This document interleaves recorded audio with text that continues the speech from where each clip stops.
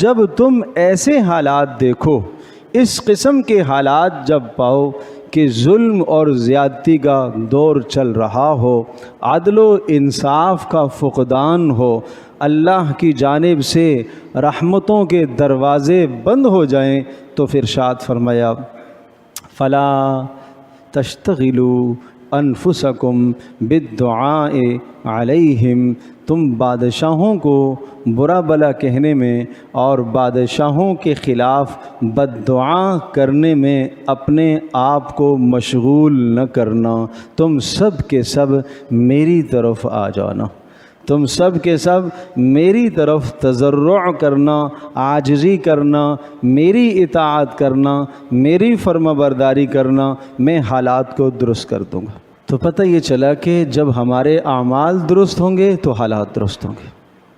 اب میں یہ کہوں کہ میرے ایک عمل سے کیا ہوتا ہے؟ بھائی میرے ایک عمل سے بھی کائنات پر اثر پڑتا ہے، صرف ایک آدمی کے عمل سے بھی کائنات پر اثر پڑتا ہے۔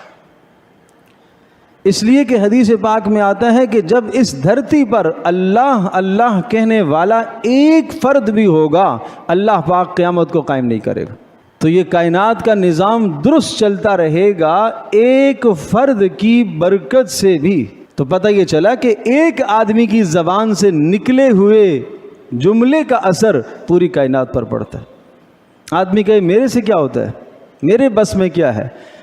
میرے عزیز دوستوں اور بزرگوں، ہمارے بس میں جو ہے ہم وہ تو کریں۔ آج ہر آدمی دوسرے سے تو مطالبہ کر رہا ہے، لیکن میرے ذمے جو فرض ہے، میرے ذمے جو حقوق ہیں، میں ان کو ادا کر رہا ہوں کہ نہیں کر رہا ہوں؟ تو اس حدیث پاک میں صاف صاف یہ سمجھایا گیا کہ حالات جب آئیں گے تو ان حالات میں تم نے میری طرف رجوع کرنا ہے، تضرع کرنا ہے۔